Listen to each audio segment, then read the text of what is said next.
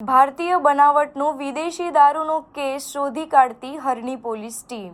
વડોદરા શહેર વિસ્તારમાં દારૂબંધીના કડક અમલ અને પ્રોહિબિશનની પ્રવૃત્તિઓ પર વોચ રાખવાની સ્પેશિયલ ડ્રાઈવ અંતર્ગત હરની પોલીસ સ્ટેશનની ટીમે એક મોટી સફળતા હાંસિલ કરી છે।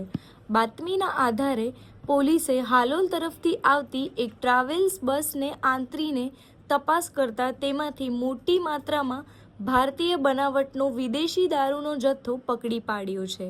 દરમિયાન બાતમી મુજબની ટ્રાવેલ્સ બસ AR11L9052 આવતા જ પોલીસે તેને ચારે તરફથી કોર્ડન કરીને ઊભી રખાવી હતી।